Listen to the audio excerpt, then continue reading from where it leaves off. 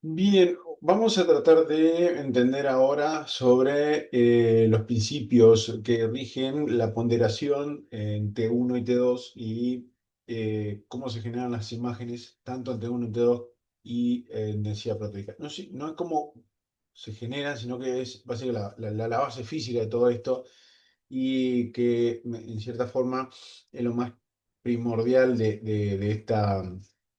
em, de esta parte del curso, de dentro de resonancia, sería uno de los puntos más fundamentales, esto y la parte de localización espacial serían como que lo más importante, por eso me gustaría que lo tuvieran. Localización espacial, yo sé que ya tienen un video del año pasado que está en YouTube.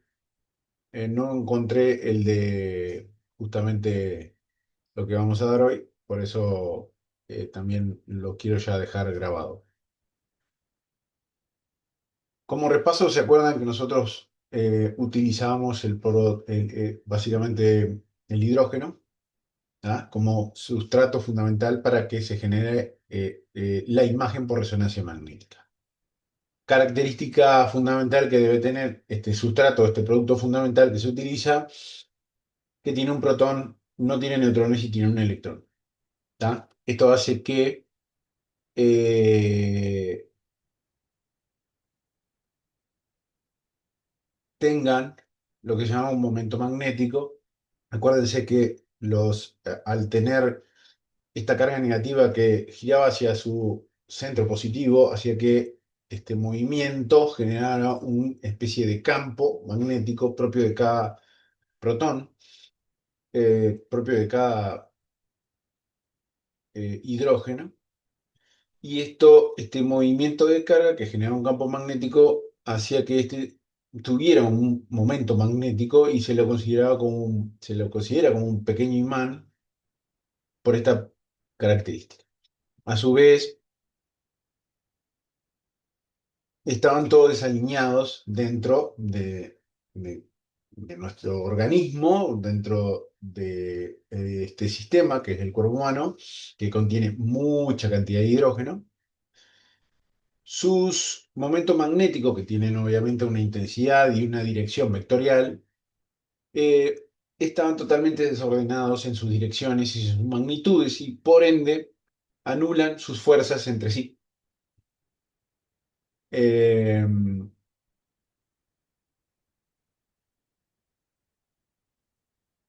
entonces, yo les voy pasando. Entonces, protones, neutrones y electrones giran, rotan sobre su eje, pares de protones y con protones en posición pin up, pin down, pares de neutrones con neutrones en posición spin up, spin down, protones impares con neutrones, spin pares se cancelan, protones y neutrones impares quedan en un spin neto, el spin giro neto hace al núcleo de RM activo. Está más o menos eso es lo que le acabo de decir hasta ahora, pero dicho de manera más criolla. Eh, este momento magnético nuclear tiene una magnitud y una dirección, ya también se lo dije, y el símbolo vector el símbolo vector representa la magnitud y la dirección del momento magnético nuclear. ¿Tá? Al estar desordenados y tener direcciones, magnitudes diferentes, estos se anulan y no hay un momento magnético neto en ausencia de un campo magnético externo. ¿Qué pasa cuando nos colocamos dentro de un campo magnético B0? Se alinean en dos posiciones estables, ¿tá? Una de baja energía y una de alta energía. Posiciones estables en paralelo y en antiparalelo. Paralelo de baja energía en la misma dirección del campo de cero y antiparalelo en dirección contraria al campo de cero. Esta es la de más alta energía porque les cuesta mucho más estar en antiparalelo que en paralelo. Por ende, esto generaba que esa alineación de esos protones fuera dispar en su cantidad.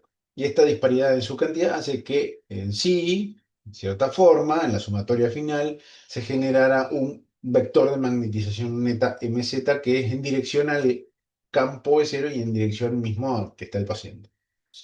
¿Ah? A su vez, no solamente cuando nos colocamos dentro de un campo magnético externo, se genera un vector de magnetización neta M0, MZ, perdón, sino que también se produce lo que se llama un giro de precesión de todos estos protones, donde no giran sobre su propio eje, sino que giran sobre un eje externo, que es el mismo eje que rige la dirección del campo Bessel. ¿Tá? Este movimiento de giro con una frecuencia determinada, esta frecuencia está justamente determinada por la fuerza del campo y la constante de giro magnética del elemento que estamos analizando. Este movimiento se llama movimiento de precesión, ¿tá? Y está justamente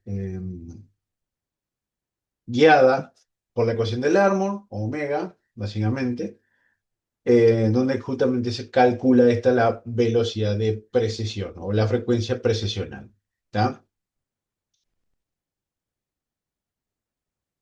Entonces, ¿qué pasa? Ahora estamos dentro de un resonador expuesto a un campo externo muy fuerte que hace que mis protones se alineen de tal manera que surge un momento de magnetización neta de MZ alineado en la misma dirección del campo B0, ¿tá? ¿Y qué voy a hacer? Bueno, eh, lo único que nos sirve hasta ahora eso es para preparar el cuerpo para dar un estímulo determinado y que éste devuelva una respuesta, ¿tá? Y aquí el efecto que se llama de resonancia, porque nosotros tenemos que dar un estímulo energético de tal manera, con una frecuencia y con una energía determinada, para que justamente estos protones, que ya están alineados, que están en un movimiento de precesión, reaccionen de tal manera que nos entregue una energía y nosotros tengamos una señal determinada y que podamos también diferenciar los diferentes niveles energéticos dependiendo del tejido donde proviene. ¿Tá? Entonces, MZ en esta instancia no puede ser medida cuando está alineada con el campo de cero. MZ debe ser movida del campo de cero para poder generar una señal y lo que hacemos en este caso para poder mover ese componente MZ de dirección para poder obtener una señal es eh, aplicar un pulso, ¿tá? Para justamente darle una determinada energía al sistema para que éste cambie, ¿tá? Entonces, como dice ahí, la base de la resonancia es inducir transiciones entre estados de energía por absorción y transferencia de energía, ¿tá? Inducir un estado de cambio en el sistema para poder que este sistema absorba energía y que luego transfiera esa energía liberándola, ¿tá? Entonces, como les dije, para cambiar ese nivel energético en el que se encuentran todos esos protones que están preferentemente alineados en paralelo, es decir, por la sumatoria y la resta, vamos a excitarlo con un pulso de radiofrecuencia. Es decir, para mover el MZ se necesita un cambio de alineación de cada núcleo, para cambiar la alineación de cada núcleo se debe cambiar el nivel de energía y para cambiar el nivel de energía se usa radiofrecuencia. ¿Tá? La excitación comienza con esto. La parte de excitación, el proceso de excitación de los protones comienza con esto. La idea es hacer que estos protones absorban energía y cambien su nivel, del paralelo al antiparalelo. Esto se logra aplicando energía. Los pulsos tienen que ser con una frecuencia determinada. ¿Y cuál es esa frecuencia determinada? La frecuencia del Armor para este sistema. ¿Tá? Solo así se producirá la absorción de energía. Es decir, tenemos que aplicar una energía con una determinada frecuencia que se corresponde a la frecuencia del árbol, que esta misma depende de el campo magnético, la potencia del campo magnético y la constante giromagnética que se corresponde con la del hidrógeno, que es justamente el sistema que queremos excitar. Entonces, ¿qué son básicamente los pulsos radiofrecuentes? Son ondas electromagnéticas, son ondas de radio, sinusoidales que generan justamente campos magnéticos fluctuantes. ¿Tá? O como toda onda, posee una amplitud, una longitud y una frecuencia. ¿Tá? Y esa frecuencia hace determinar la energía que estamos aplicando. ¿Tá? Entonces, vamos de ahora en adelante, ponerle nombre a este pulso de radiofrecuencia y le ponemos B1, ¿tá? Como el pulso que vamos a aplicar. El campo magnético ejercido por la energía de radiofrecuencia se llama B1, así lo vamos a llamar. B1 debe ser transmitido perpendicular a cero, es decir, son dos características que se deben cumplir. ¿Tá? Son ondas electromagnéticas, ondas de radio electromagnética con una amplitud determinada, con una frecuencia que se corresponde con la del Armor y que deben aplicarse de manera perpendicular a la dirección del campo o el sentido del momento de magnetización MZ. ¿Ya? Eso es como requerimiento previo. ¿Ya? En presencia de este pulso de radiofrecuencia, los núcleos de baja energía absorben la energía y se mueven en un estado más de alta energía. Pasan de paralelo a antiparalelo.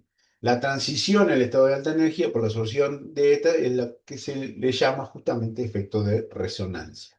¿Ah? Porque es un sistema que necesitamos que cambie, se genere un cambio. ¿Y cómo lo hacemos? Dándole la energía que se corresponde con la energía en la cual él resuena, ¿tá? En la cual él puede generar un cambio. Una resonancia es eso, básicamente aplicar una energía determinada con una frecuencia determinada que genera un cambio en el sistema donde se aplica. Dame un segundo que me están llamando. Paro la grabación.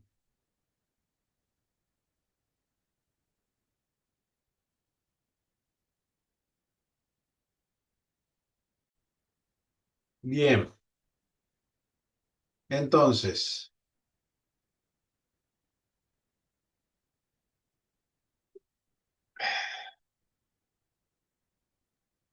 habíamos quedado que para generar un cambio en el componente MZ, debemos aplicar un pulso de radiofrecuencia, que éste sea perpendicular a la dirección del campo B cero, con la energía correspondiente a la frecuencia del armo, que corresponde con la energía donde el sistema absorbe esta energía. Una vez que hacemos esto, todos los protones que estaban en paralelo van a comenzar a cambiar a su dirección antiparalelo. ¿Tá? Y estos pulsos radiofrecuencias se designan en función al grado de aplicación. Es decir, si es un pulso perpendicular de 90 grados, se dice que es un pulso de radiofrecuencia de 90 grados, donde, ¿qué va a hacer? Mueve el componente de magnetización MZ unos 90 grados. ¿Tá? Prácticamente es eso. Cuando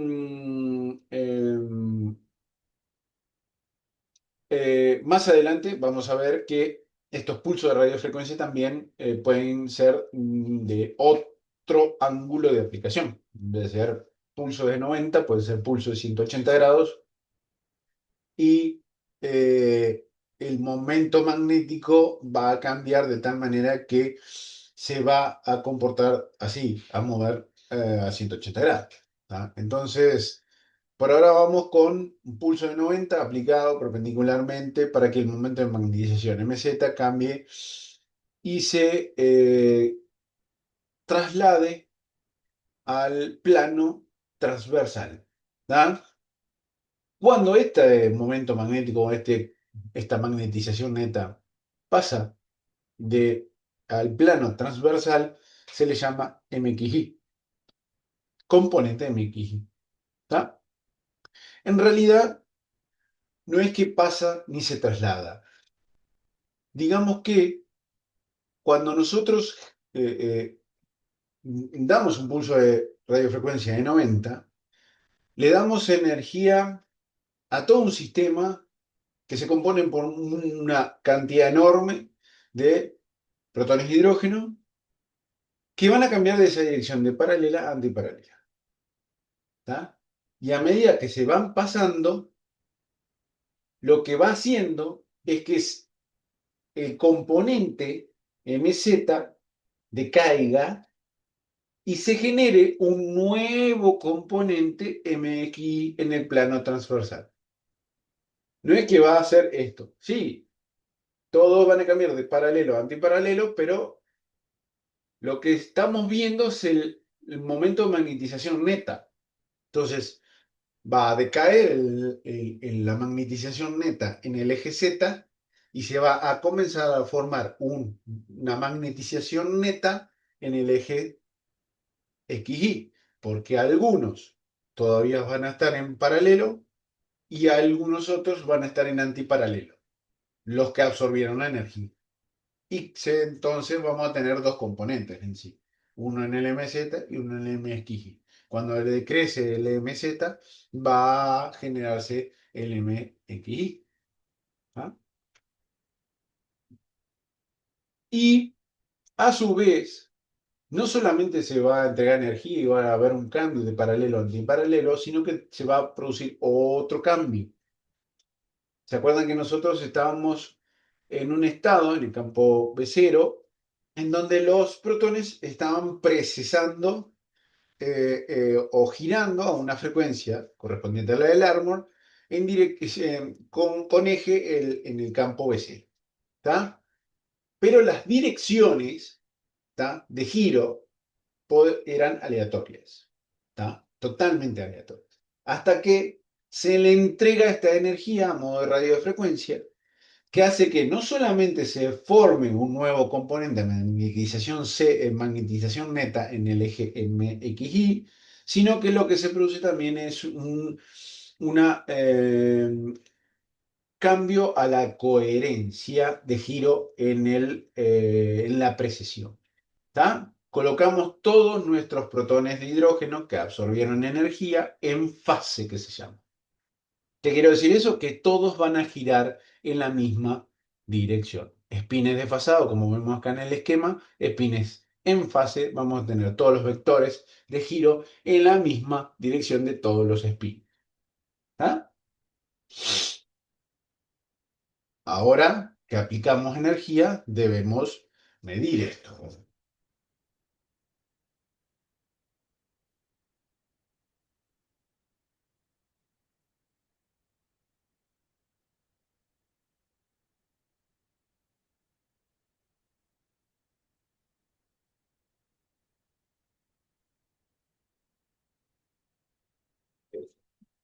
¿Y cómo lo medimos? Bueno, lo medimos por medio de antenas que, mediante inducción electromagnética, vamos a medir cuando ese componente magnetización MXY pasa en dirección o contraria a la dirección de donde se encuentra la antena.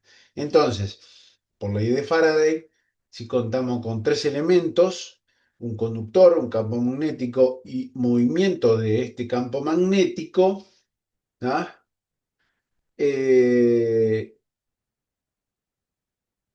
vamos a generar una señal. Y en el resonador, si tenemos una bobina, ¿ah?, va a captar esta señal. ¿Tá? Este componente MXY, cuando cambia de dirección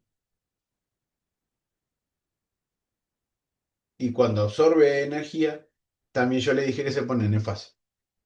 Pero también va a estar precesando. Todos en fase, pero precesando. Entonces va a generar un giro ese vector. Un giro y un giro.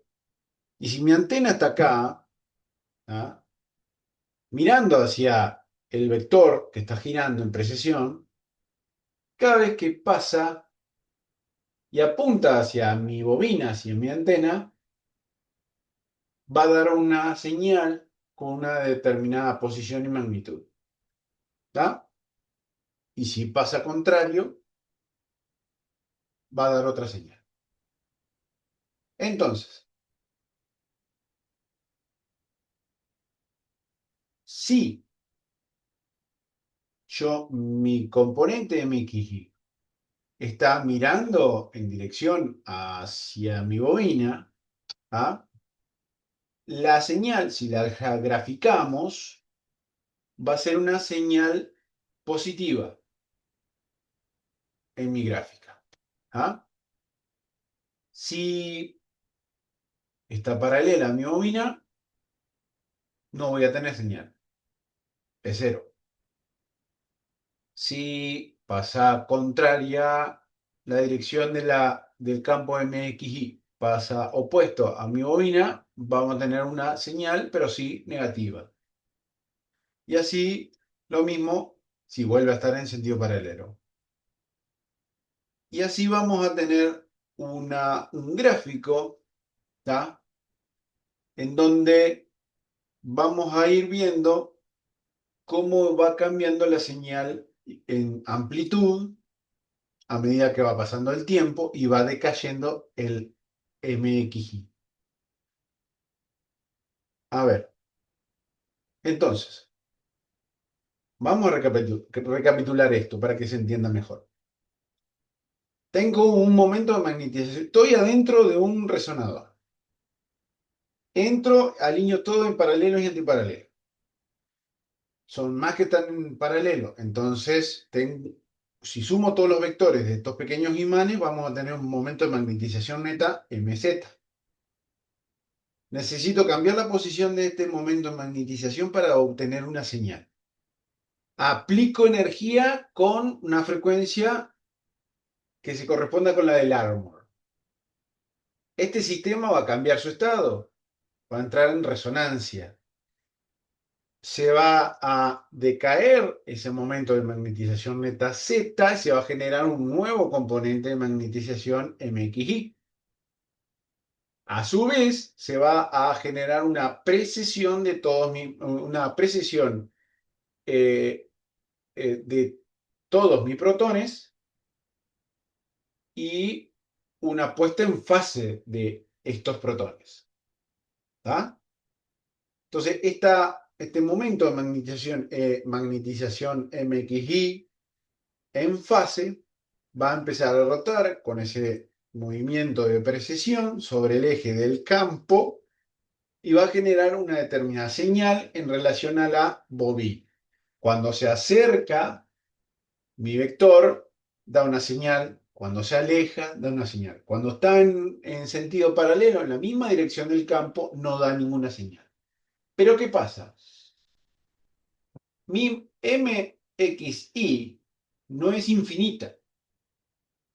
Dependiendo de la cantidad de energía que se le entrega, en algún momento empieza a agotarse esa energía y a perder su estado de fase. Entonces hay un decaimiento de su estado energético, porque una vez que absorbió, cambió de estado, empezó a medirse ese estado máximo, pero apenas yo corto mi pulso de radiofrecuencia, ese MXY empieza a decrecer, a achicarse y a formarse más MZ. Por eso, el gráfico que obtenemos es el que vemos acá. Un gráfico de decaimiento porque nosotros vamos a ir perdiendo, a medida que va pasando el tiempo, vamos perdiendo energía de la señal, ¿tá? Que vamos obteniendo de ese componente MX. ¿Tá?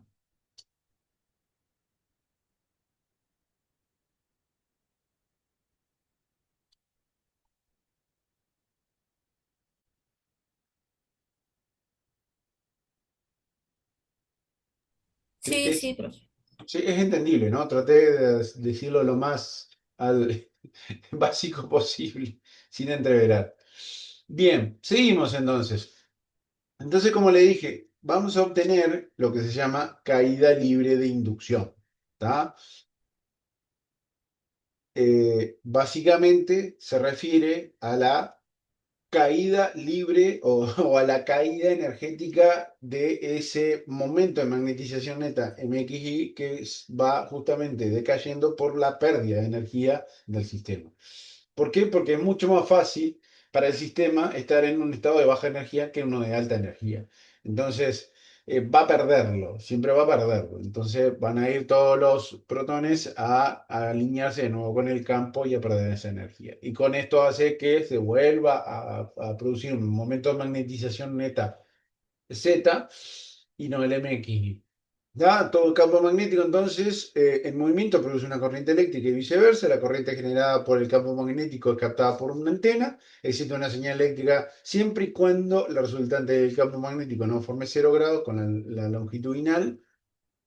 Siempre que exista un componente transversal, existirá señal. ¿Está? Eso como premisas. Y si nosotros medimos en el tiempo el porcentaje de decaimiento de mis dos componentes, porque no es que se va uno y sale el otro, no, esto es a la vez. Cuando uno decrece, el otro crece, cuando el otro decrece, el otro crece. No sé si me hago entender, pero aquí tenemos el gráfico. Nosotros si medimos en un único gráfico cómo es en el tiempo el decaimiento de cada una de estos momentos de magnetización, cuando mi componente MXI decrece, va a crecer en el tiempo mi componente MZ. ¿Está? Y en el tiempo vemos esta relación de cómo decae mi componente MXY en relación a cómo decae el componente MZ. ¿Tá? Y estos son los tiempos que se llaman de relajación, ¿tá? Porque son el tiempo en el que se relaja un componente y surge el otro. Tiempos de relajación. Como verán, mientras el MXY decrece, el otro crece. Por eso uno es contrario al otro. ¿Está? Y eh, se le llama, y ahora vamos a ver y vamos a definirlo bien, a tiempos a estos tiempos de relajación como tiempo de relajación T1 al tiempo en el cual crece mi componente longitudinal o MZ y tiempo de relajación T2 al tiempo que decrece mi momento de magnetización transversal o MXY. ¿Está? Y vamos a ver que estos tiempos de relajación van a ser diferentes en cada tejido. Y en el cuadrito que vemos acá les puse algunos. El tejido, el líquido cefalorraquídeo, el tejido graso, ¿ah? Y cómo los tiempos de relajación pueden también cambiar en función del campo becero que tengamos, de la fuerza del campo becero que tengamos. No es lo mismo para un 1,5 Tesla como para un Tesla. Los tiempos de relajación en T1, por ejemplo, para el líquido cefalorraquídeo son más extensos en un 1,5 Tesla. ¿Ah? Bien. Entonces, como les dije, cuando el pulso de radiofrecuencia es quitado, los protones vuelven a estar en un estado inicial, emitiendo la energía de absorción cuando el pulso de radiofrecuencia estaba presente. A este proceso se le llama relajación. Separamos el vector de M en dos componentes, MZ, que se llama componente longitudinal, y MX, que es componente transversal. Todo eso yo se lo acabo de decir. Se dispondrán antenas de tal modo que solo el componente transversal MXI sea captado. Prácticamente el componente longitudinal es calculado, ¿está? Sabemos que es calculado, porque el que estamos midiendo siempre es el MXI, ¿está? Bien, cuando este pulso de radiofrecuencia es removido, los núcleos emiten energía y regresan a su estado de baja energía. La transición genera un estado de baja energía que se llama relajación, eso acabo de decírselo. Después de emitir energía, el núcleo regresa al estado de alineación en paralelo y el vector de magnetización neto regresa a posición MZ. ¿Tá? El pulso de radiofrecuencia causa en el núcleo un movimiento de un estado de alta energía y una precesión en fase. ¿Tá? Así que eso es fundamental a saberlo, ya se lo dije varias veces. Eso es lo que pasa cuando le doy impulso a radiofrecuencia. Paso de un estado de baja energía a alta energía, absorbo la energía Y con esto también produzco una precesión en fase, una coherencia en fase de mis protones. ¿Tá? Que luego, cuando quito el pulso de radiofrecuencia, esto comienza a decaer y da estos gráficos de decaimiento que son justamente mis componentes de relajación, que son las medidas en tiempo que yo tengo de relajación de cada componente. ¿Tá? Que va a diferenciar un tipo de otro tejido. ¿Ah? Bien, eso lo acabo de decir. Acá tenemos lo que acabo de decir. Y esto prácticamente es un videito justamente de lo que, para que ustedes lo tengan cuando se bajen la presentación, que ya deben tener, es un videito justo que explica exactamente lo que yo le acabo de decir. Acá tenemos el pulso de radiofrecuencia, todos mis protones en paralelo. Cuando yo aplico el pulso de radiofrecuencia, muchos de estos van a absorber la energía y van a hacer que se cambien a antiparalelo. Y esta forma de algunos en paralelo y otros en antiparalelo van a crear el componente de magnetización MXY. Que si tuviéramos una bobina acá, cada vez que gire alrededor en esa rotación de precesión que tiene, va a generar una medida en la bobina y un gráfico que luego se va a transformar en un gráfico de decaimiento cuando se le quita el pulso de radiofrecuencia y muchos de estos que estaban en antiparalelo se vuelven a colocar en paralelo y a desfasar a la vez también, ¿no? Pulso radiofrecuencia, antiparalelo, se componen todos en fase, tenemos componente MXY, y esto es lo que me di. ¿Ah? Entonces, vamos a definirlo. El tiempo que corresponde al regreso del 63% al valor del MZ o el tiempo que es necesario para que la imantación longitudinal luego del pulso de radiofrecuencia llegue al 63% de su estado basal, se denomina tiempo de relajación longitudinal o T1. Y el tiempo que corresponde a una disminución del 63% del valor del MXY o el tiempo necesario para que la imantación transversal luego de un pulso de radiofrecuencia llegue a su 37%, se denomina tiempo de relajación transversal o T2. Y aquí tenemos cada uno de estos dos componentes en el tiempo y cómo van cambiando. ¿Está? Una asciende, en función de la otra desciende. ¿Está? Pero el tiempo T2 siempre es mucho más corto. Es más rápido, el decaimiento de T2 es más rápido de lo que demora el componente transversal en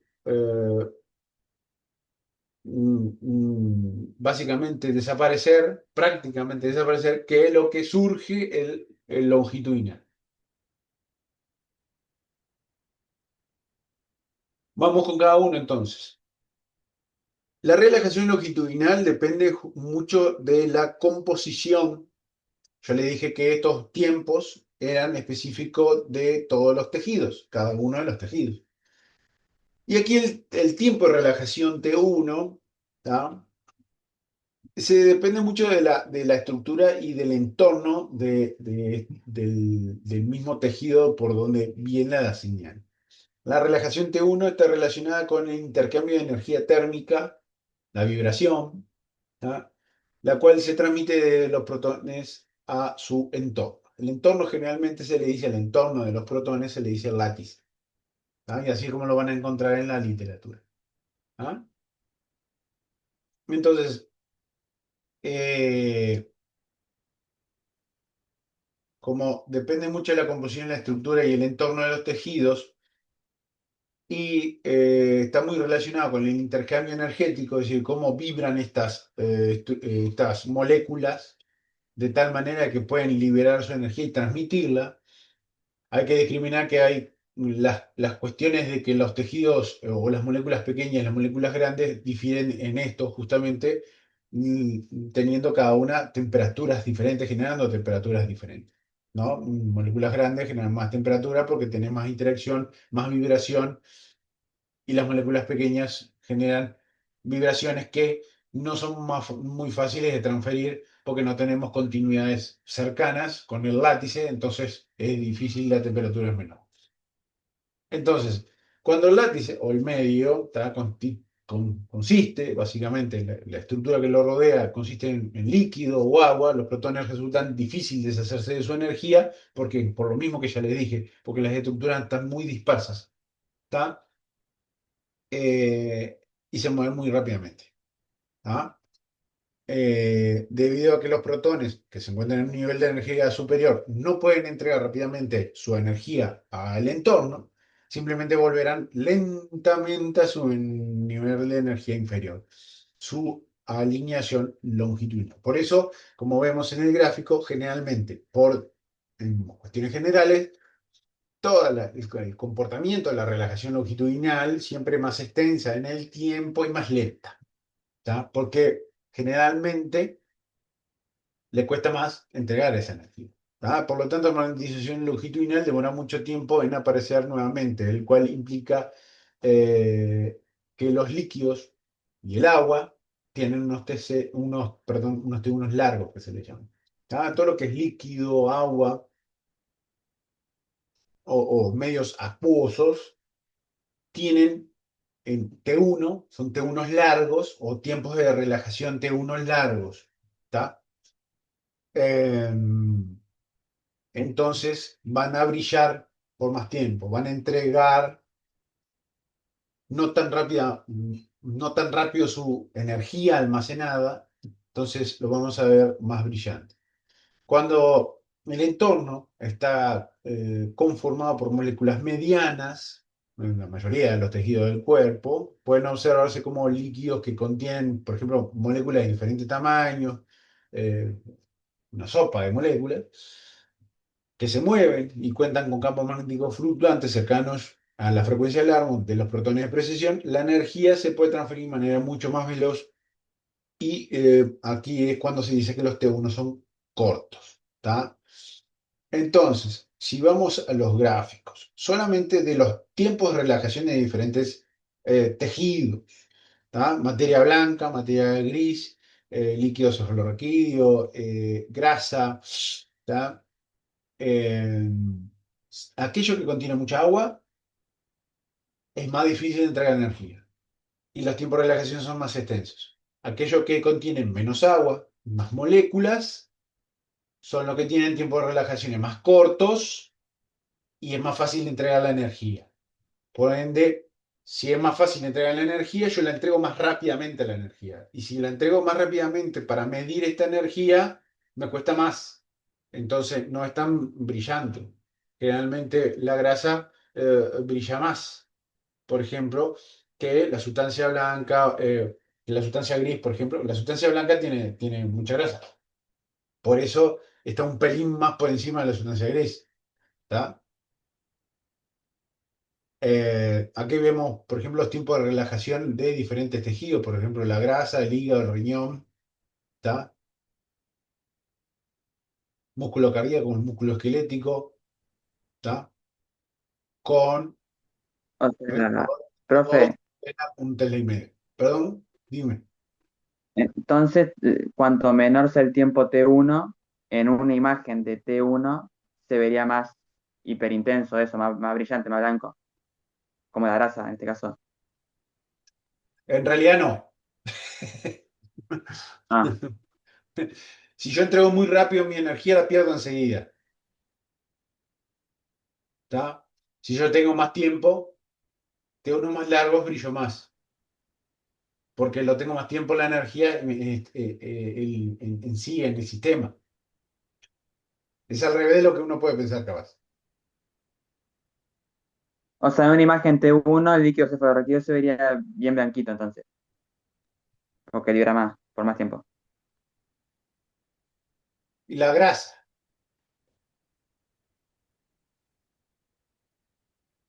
que tiene más agua. Cuanto más agua, mejor se ve. Ahí va, Cuanto más ponele. líquida es el medio que lo rodea, mejor es. Pero ahora vamos a las imágenes, Ahí no te va, esto preocupes. hablando de T1. Sí, tiempo de relajación T1. Contrario sería el tiempo de relajación T2, que son más cortos en sí, siempre, pero que dependen de cosas diferentes. Por ejemplo, los tiempos de relajación de T2 se producen cuando los protones salen de fase, ¿tá? Lo cual, como sabemos, tiene dos causas. ¿Tá? Inhomogeneidad del campo magnético externo e inhomogeneidad del campo magnético locales dentro de los tejidos. Cuanto más homogéneo es el medio y más uniforme es el campo magnético, más sincrónica será la relajación. ¿Tá?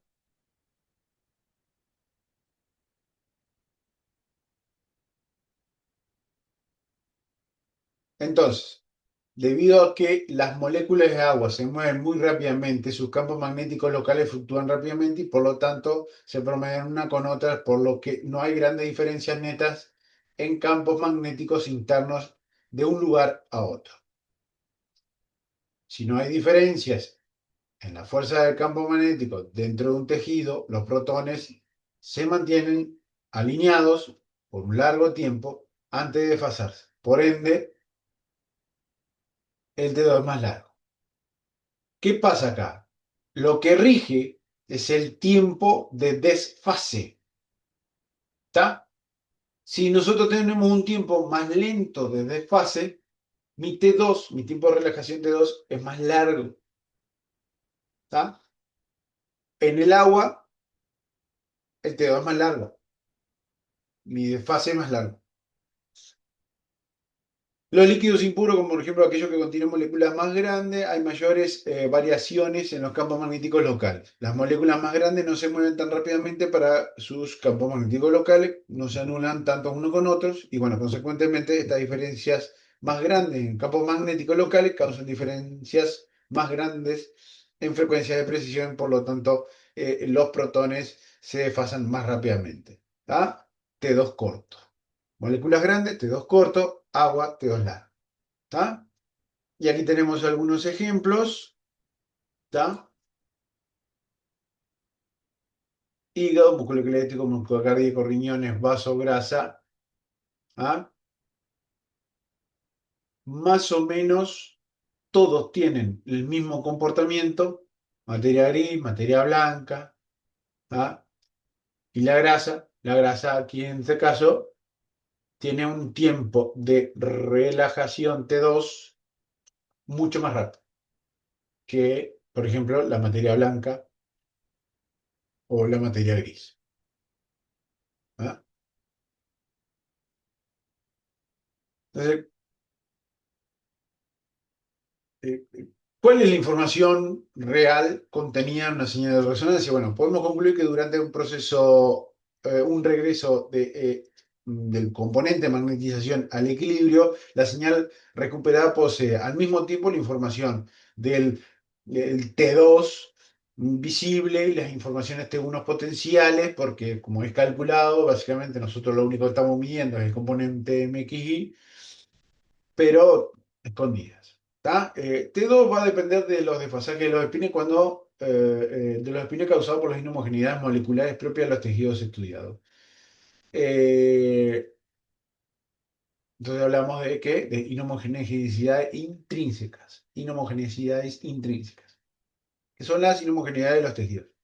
En efecto, las inhomogeneidades teóricamente perfectas, la homogeneidad, por Dios, homogeneidad teórica perfecta atribuida a B0 no es realizable tecnológicamente, existe por lo tanto las propias B0 comúnmente conocidas con el nombre de inhomogeneidades extrínsecas. ¿Está? Entonces, eh, este esquema justamente nos habla de cómo es la teoría y cómo es la realidad. En la realidad, los tejidos propiamente dicho, los tejidos propios en el que nosotros estamos midiendo ya poseen inhomogeneidades moleculares. ¿Tá? No hay un tejido homogéneo.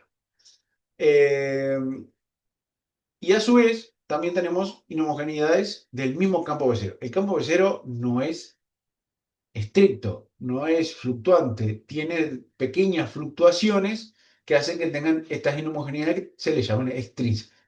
Por eso, cuando nosotros hacemos la medición de decaimiento, ¿tá? O la medición de ese T2, en realidad si tomamos en cuenta que no hay inhomogeneidades extrínsecas del campo, es un T2 teórico, en realidad. ¿Por qué? Porque el campo sí tiene homogeneidades y al tener homogeneidades no podemos decir que el decaimiento libre que nosotros medimos es propia del tejido que nosotros estamos viendo.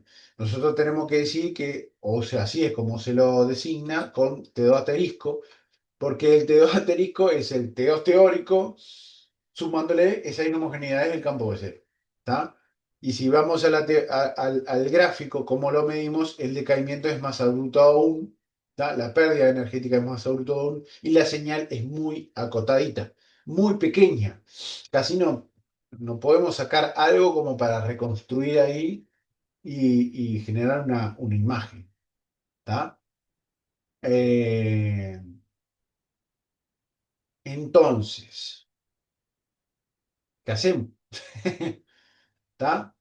Ya vimos que el T1, listo, está. Depende de cómo entrega la energía al medio. Listo.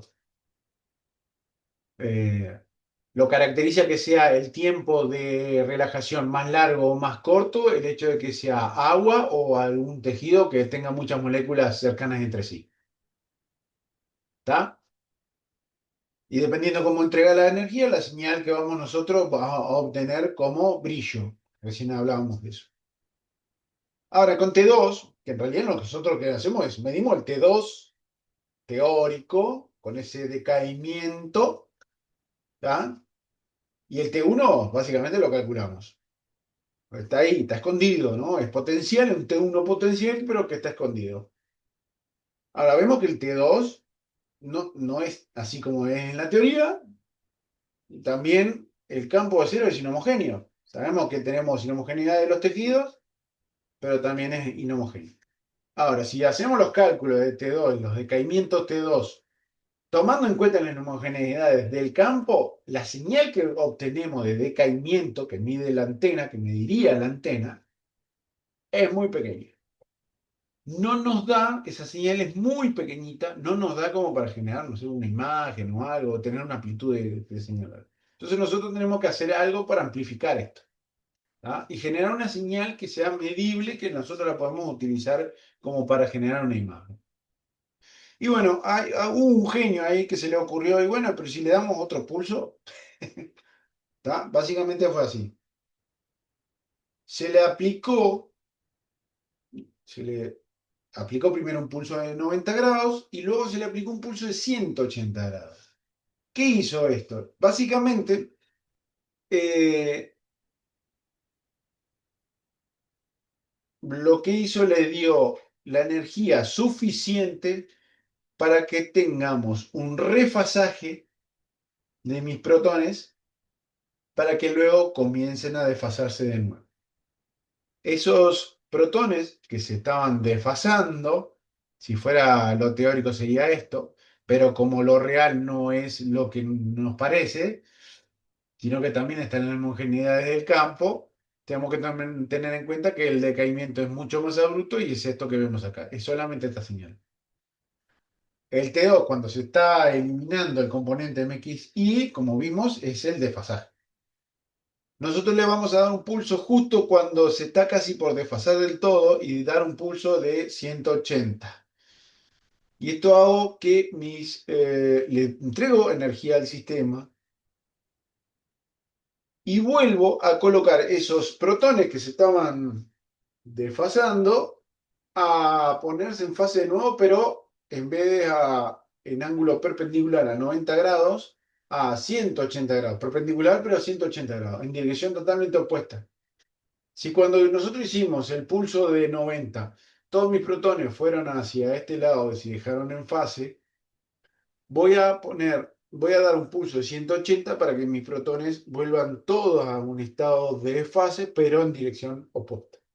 Por eso es de 180 y no de 90. ¿Está? Este impulso de radiofrecuencia se llama impulso de refasaje o impulso compensador. ¿Está? Lo que nos va a dar es una señal más amplificada, que se compone de un refasaje, la señal que vamos leyendo, porque a la vez que estamos generando el refasaje de mis protones, también están girando en precesión, a su vez.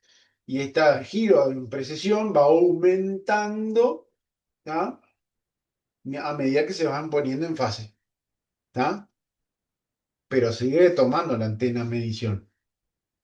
Entonces, como vemos, hay un desfasaje, ¡pum! Tiro un pulso de 180. Cuando tiro el pulso de 180, lo que hago es que vuelvan a refasarse y cuando lo quito, se desfasan de nuevo.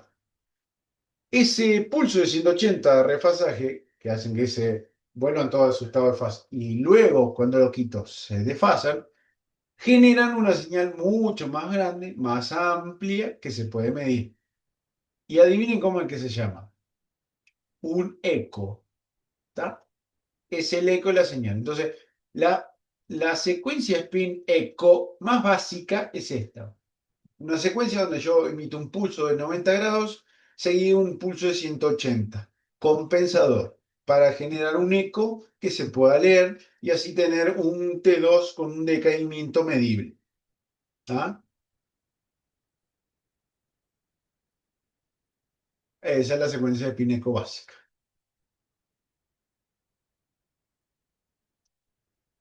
Entonces, ¿cuáles son los parámetros característicos de las secuencias de spin eco? Simple. El tiempo de eco y el tiempo de repetición. El tiempo de eco es el tiempo entre que se genera el pulso de 90 grados y el máximo punto o la máxima amplitud de mi eco. Como ven acá, en el esquema, aquí tenemos el pulso de 90 y mi eco, ¿tá? Correspondiente. Pero mido el máximo de amplitud. Ese es el tiempo de eco. Y el tiempo de repetición es el tiempo que demoro en generar un pulso de 90 y un pulso de 90. ¿Está? Estos tiempos hacen que tengamos mayor o menor energía de eco, hacen que mi generación de la imagen sea más rápida o más lenta, que tengamos más rápido o más lenta la información para generar mi imagen prácticamente, y hacen de los parámetros que limitan el tiempo de adquisición de una secuencia de imágenes o algo así de un determinado sector. ¿Está? Eh, Acuérdense que nosotros lo que estamos haciendo es con cada eco llenar prácticamente una línea del espacio K, donde recién ahí, después que lo ordenamos, podemos tener una imagen después de muchos ecos. ¿Tá? Generalmente nosotros necesitamos muchos ecos para generar una imagen. Una imagen. Ni le digo 20 imágenes. Por eso, en resonancia no podemos tener imágenes como de secuencias o adquisiciones o volúmenes de 1000 imágenes. Es imposible. Como por ejemplo en tomografía, que vamos a hacer un tórax pélvico con 1028 imágenes o 1100, 1200 imágenes. Ah, imposible. Siempre son con cada secuencia 20, 30 imágenes, más de eso no. Y cada una de ellas que pueden demorar entre 10, 15 hasta 30 minutos. Entonces, por eso las resonancias son mucho más largas y más extensas. ¿Ah? Tiempo de eco, ya lo dije, aquí está. Tiempo de repetición, ya lo dije, aquí está. Y usted lo lee. ¿Está? Y aquí tenemos dos pulsos de una Spineco, ¿tá? Con su pulso 90 y 180 y su eco correspondiente. ¿Tá? Cada uno por una línea del plano de Fourier. ¿Tá? Su tiempo de relajación T1, tiempo de relajación T2, teórico y real. Real con las inhomogeneidades del campo y su eco. ¿Tá? Y así es como se sucede temporalmente. Con cada eco, con cada repetición, yo voy a obtener una línea del espacio K para llenar una determinada imagen. ¿Está? El cómo lo ordenamos a todos estos ecos y cómo las metemos en las líneas depende de cada secuencia y el ordenamiento depende de cómo se aplique en cada frecuencia. Eso después lo vamos a ver. ¿Ah? Ahora, ¿cómo generamos los contrastes? ¿Tá? Acuérdense que los tejidos, por sí, cada uno, si lo discriminamos, tienen tiempos de relajación T1, o tiempo de relajación es T2, dependiendo cada tejido, cada uno va a tener un tiempo más largo, un tiempo más corto, y así es el brillo que podemos generar. Nosotros, eh, si queremos diferenciar bien un tejido de otro, tenemos que contrastarlo con el otro tejido. Entonces, em, tenemos que jugar con eso. Hay algunos tejidos que generan más contraste en una secuencia que en otra. O mejor dicho, hay algunos tejidos que se generan mejores contrastes en T1 que en T2 y otros más en T1 que en T2. ¿Por qué? Porque están muy separados entre sí en sus tiempos de relajación. Cuanto más separación tengan entre sus tiempos de relajación, mejores son los contrastes. Si vamos al caso, aquí tenemos un par de ejemplos para contrastes fuertes en T1, contrastes débiles en T1, contrastes débiles en T2, contrastes fuertes en T2. Si yo quiero tener, si tengo dos tejidos, ¿ah? Y quiero contrastarlos entre sí, en una imagen ponderada en T2, yo debo tener un tiempo de eco corto, ¿ah? Y con esto voy a tener un contraste fuerte en T1. Si quiero, vamos a ordenar. Si no, yo quiero tener contraste fuerte en T1, yo debo tener un tiempo de repetición corto, ¿tá? Como vemos acá, estos son dos curvas de T1 y estas son dos curvas de T2. Yo quiero tener un contraste fuerte en T1 y débil en T2 para que se vea bien en una imagen en T1 y no en T2. Voy a tener que tener un tiempo de repetición corto y un tiempo de eco corto. ¿Ah? Ahora, si yo quiero contrastar un tejido, es decir, diferenciar bien un tejido del resto, en T2 tengo que tener tiempos de eco largo y tiempos de repeticiones largos. ¿Está? Es por cómo cae en la curva, prácticamente. ¿Ah? Con tiempos de repeticiones largos hay contrastes débiles en T1, con tiempos de repeticiones cortos hay contrastes fuertes en T1. ¿Ah? Pero con tiempos de ecos cortos tengo contrastes débiles en T2 y tiempos de ecos largos tengo contrastes fuertes en T2. ¿Ah? Con esta jugada nosotros podemos diferenciar los tejidos o podemos generar mejores contrastes entre todos los tejidos. ¿Ah? Entonces, dependiendo de los tiempos, en los tiempos que nosotros nos manejemos de eco, tiempos de repetición, vamos a ponderar las imágenes, porque son las mismas estructuras que las analizamos en diferentes tiempos, nada más. Vamos a ponderar una imagen en T1, en T2 o en densidad protónica. Y aquí yo le dejé un esquemita. Para valores de básicamente eh, resonadores de 1,5 Tesla aproximadamente, si yo tengo tiempos de repeticiones, esto todo en milisegundos, ¿verdad?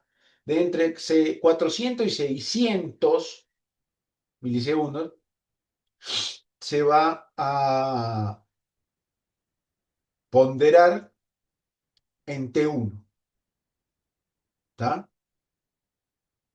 Pero para que la ponderación sea completa, mis tiempos de eco tienen que ser entre 15 y 35.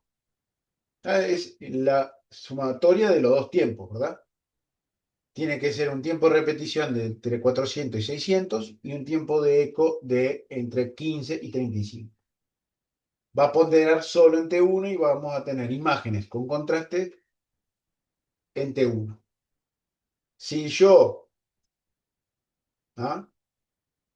quiero ponderar en T2, es decir, tener imágenes ponderadas en relajaciones T2, voy a tener que necesitar tiempos de repeticiones más largos, mayores a 1800, y tiempos de ecos largos también, entre 80 y 120 milisegundos. ¿No?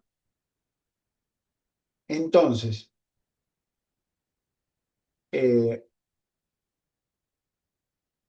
las imágenes que vamos a obtener son diferentes, tanto en T1 como en T2. Los brillos de las diferentes sustancias van a ser diferentes tanto en T1 como en T2, si las ponderamos correctamente. Si ya cambiamos los tiempos, las imágenes que vamos a obtener son otras. Si, por ejemplo, agarramos y usamos un tiempo de repetición largo de 1800, mayor a 1800, pero el tiempo de eco lo colocamos entre 15 y 35, ahí no voy a obtener ni una imagen en T1, ni una imagen en T2. ¿Ah? Voy a tener una imagen en lo que se llama densidad protónica, que donde lo que va a brillar más va a ser aquello que tenga más densidad protónica. ¿Ah? Entonces, ¿cuál es el cheito de todo esto? Hay estructuras que brillan más o que realzan más o que generan mejor contraste en T1 que en T2. Y otras que se ven mejor y generan mejores contrastes y brillan más en T2 que en T1. ¿Tá? Por eso nosotros necesitamos ponderar de la manera correcta. Colocar los tiempos de repetición y tiempo de eco correcto en cada uno para ver estas imágenes en un tiempo de relajación T1 o en un tiempo de relajación T2. ¿Ah? Y si hacemos la mezcla de los dos, no vamos a tener ninguno de los dos. Vamos a tener una densidad protón.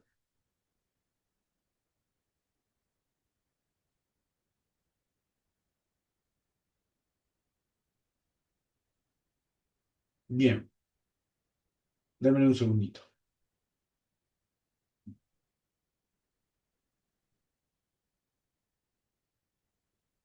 Bien, entonces, ahora con algún ejemplito. ¿Ah? Em, Estas son imágenes que nosotros las vamos a ver en imágenes ponderadas en secuencias ponderadas en T1. ¿Tá? Obviamente con tiempos de repeticiones cortos, tiempos de eco cortos. Nosotros lo que vemos es, por ejemplo, una imagen totalmente anatómica. Yo le decía, aquello que tiene más contenido acuoso, ¿tá? Como la grasa, es lo que más va a brillar. La piel tiene sector graso, brilla. ¿Tá? Todo lo que tiene más grasa, brilla. La grasa brilla. Esto es grasa. Lo ven blanco. La sustancia blanca tiene preferentemente grasa. Entonces brilla más que la sustancia gris. El líquido cefalorraquídeo, aunque ustedes no lo crean, es líquido, pero no es tanto agua. Tiene mucho componente molecular. Por eso no brilla. ¿Tá? Si cambiamos esos tiempos de repeticiones, miren cómo cambia la imagen. Ya es otra. Esto es una ponderación en T1 y esto ya es casi un tiempo más largo, ¿tá? De repetición donde ya no es casi, no es un T1 fundamental. ¿Tá?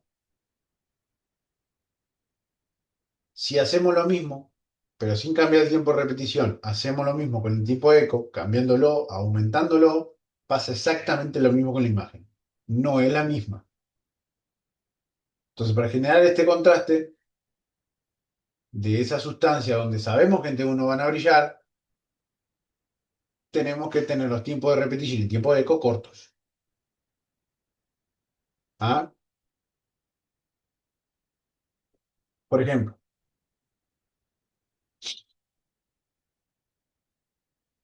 esto es un glioblastoma. ¿Ah? Es es una neoplasia, es un proceso neoplásico bastante invasivo y maligno, eh, de células gliales, intraparenquimatoso, obviamente, y esto es un T1, ¿tá? Con un tiempo que capaz que de repetición no es un poquito más largo de lo que yo me gustaría, pero con gadoliño donde se pinta, ¿está? Bastante. ¿Ah? El, en T1 los agentes de contraste paramagnéticos como el gadoliño son hiperintensos, ¿tá?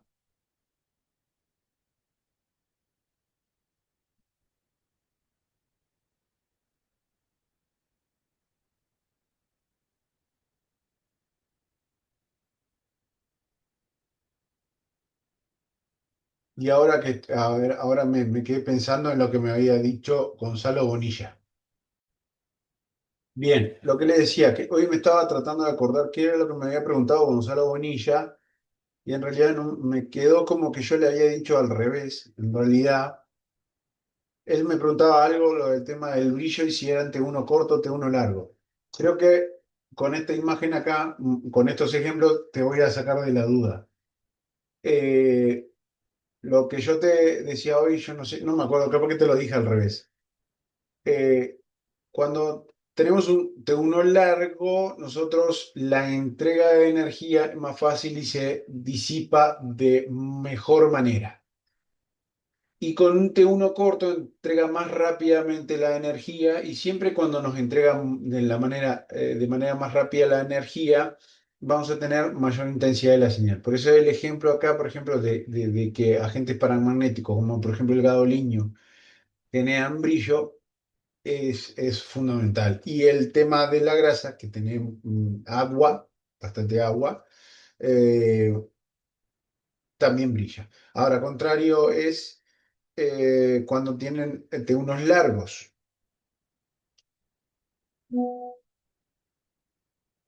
como por ejemplo, a ver, esperen que me están atomizando entre la puerta y el mensaje, perdón, disculpen. No, lo que le decía que el ejemplo de T1 corto, como por ejemplo el gadoliño y la grasa, son ejemplos de tejidos o sustancias que entregan de manera más rápida la energía porque, por ejemplo, en T1 lo que hacía era depender era el ambiente, el látice. Y el látice, si teníamos moléculas más compactas o mezcla de moléculas, como por ejemplo la grasa, nosotros teníamos la facilidad de liberar mayor cantidad de energía. Por eso lo vemos brillante. Los líquidos, como el agua, al no tener moléculas tan juntas y más separadas entre sí, nosotros tenemos peor facilidad, no, menor facilidad para entregar esa energía, y por ende nosotros vamos a tener menos intensidad de la señal en esos tipos de tejidos, por ejemplo, el tejido inflamatorio o fluidos puros o edema o lo que sea. ¿Tá? Entonces, la grasa o el gadolíneo en T1, con T1 cortos, brillan. En el caso de la inflamación o el edema, entre unos largos se ve negro. ¿Tá? Con respecto al contraste T2, voy a seguir porque si no se me va a seguir cortando. Acá donde estoy parece que no tengo mucha señal. Teníamos que son tiempos de repeticiones largos y tiempos de ecos largos. Aquí sí, el líquido cefalorraquídeo brilla. ¿Tá? Con tiempos de repeticiones de 2500 más o menos, eh, el líquido acá, líquido cefalorraquídeo va a brillar. ¿Ah?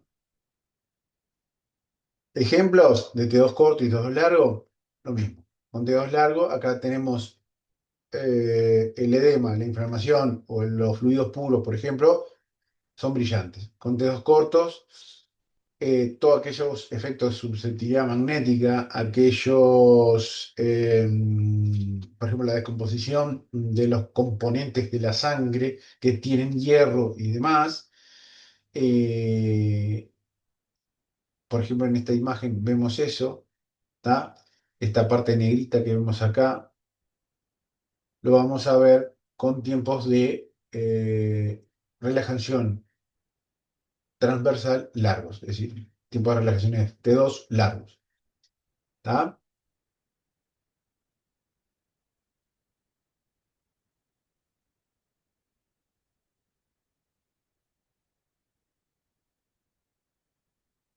Bien. Chicos, para la clase que viene para mañana, lo que vamos a tratar de hablar va a ser de localización espacial. No vamos a hablar mucho sobre la secuencia, vamos a dar un pantallazo de la secuencia. Acuérdense, vamos a tratar de que sean la mayor cantidad posible de estudiantes. Si no hay muchos, no la vamos a dar porque no tiene sentido. ¿Está? Así que, nada, dudas, chicos.